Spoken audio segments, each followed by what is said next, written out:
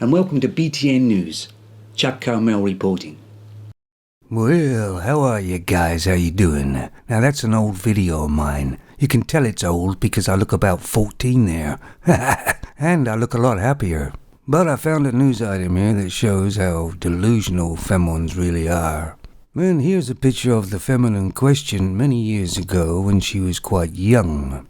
Man, she looks okay. I mean, nothing really special. Not a lot on the top area, but you know, I'm not that sort of man. And let's face it, breasts are there to feed the baby, and the bigger the breasts, they don't get any more milk out of it. But it's another thing for femons, it's all for show. But I guess she wasn't happy with her top rack, or her skin color by the look of it. So here's a picture of her now. Whoa, I mean, good God. Now, apparently she has the biggest breasts in Europe, supposedly. And she has what they call tanning injections. I don't know what they are, but she certainly does look completely different. And disgusting at the same time, at least to me. Because that doesn't do anything for me at all. But I mean, is she trying to hide from the police or something? Is she on the FBI wanted list or something?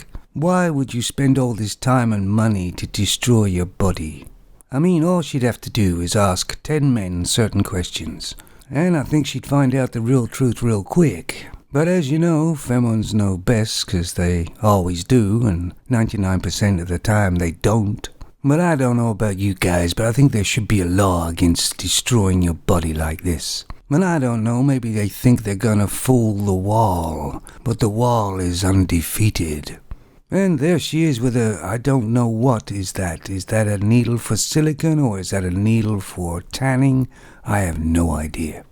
Anyway, to me, she looks like a bit of a freak. And of course, you guys can let me know what you think of it. I mean, there may be some really rare guys that actually does something for them, but it must be a very small number. And even though she wasn't exactly great before, she was far superior to this. And these femons should be actually sectioned. They certainly shouldn't be in the newspapers or anything showing young femons this at all. Anyway, I put a link to the news item down below. I believe she's from Germany. I've also put a link to another news item that I'm not going to cover here. But it is quite sad news. A 14-year-old femon was hit by a car and killed on New Year's Eve. And it must have been a man driving because they can't wait to shame him how he's a drug guy and everything, and nobody actually knows yet. But if you read the story, it looks to me like he hasn't actually gone up on the curb or the sidewalk or anything like that. I mean, I could be wrong, but reading the story, her mother said she was on the phone at the time, and then when there was a big bang. And I see it every day with these young people on the street and everything else staring down at their phones or whatever. They don't know where they are or where they're walking. It's goddamn dangerous. I've had to beep a few times on a couple of young people because they just walk straight out into the road. They don't know where they are. And it sounds it may have been that's the case here. She may have just walked straight out into the road. And they say the man may have had drugs in his system or something. They don't really know. But let's face it, the younger people nowadays all have drugs in their system, don't they? And it's the way they take away the responsibility. This young person probably, I don't know, walked straight out into the road because she was on her phone and didn't realize where she was. And unfortunately a car was coming. And of course if it was a femon driving the car, they would have spun the story a lot differently. But either way, a young person of 14 years old has died. Anyway, back to the real news. This is our second one about working local people like you, where we just ask them a few questions about their job.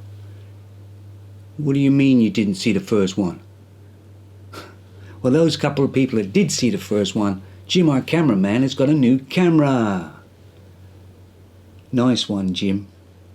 So anyway, Jim, push that new button then, would you?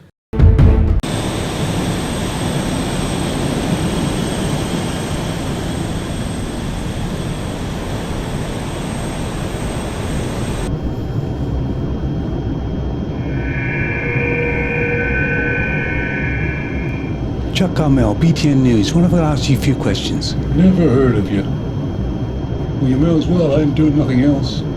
So how do you like your job? Yeah, I like the pay. But look. That's what they call automation. So all I gotta do is look at the lights and dials all the time. Or I could look out the window and see S for sky, C for clouds. The sun's over there. That's just another S. So how do you relieve the boredom? Well, let me show you. This is the captain speaking. All passengers please return to their seats and fasten their safety belts. As we're rapidly approaching rough air. Thank you.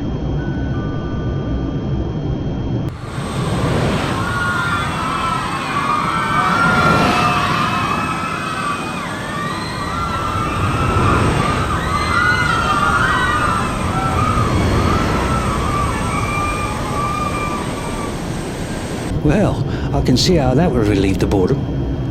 But what about these really long-haul flights? Well, that's right. Let's say you want a fresh cup of coffee. Or maybe a burger and fries. Well, you aren't gonna get that in the galley. Everything in the galley's 2 years old. So this is what you do. I've just dropped all the oxygen masks in the passenger's cabin. Now that's got them thinking. And then... This is the captain speaking. All crew and passengers please prepare for emergency landing. Brace, brace, brace.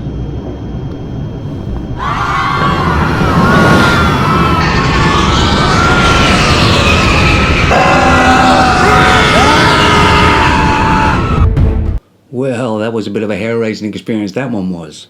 But I did manage to get a decent burger and fries. So that's all we have time for. Thanks for watching. This is Chuck Carmel, BTN News. And don't forget, do not remove a splinter from somebody else's eye when you have a plank in your own. That's very true. Goodbye.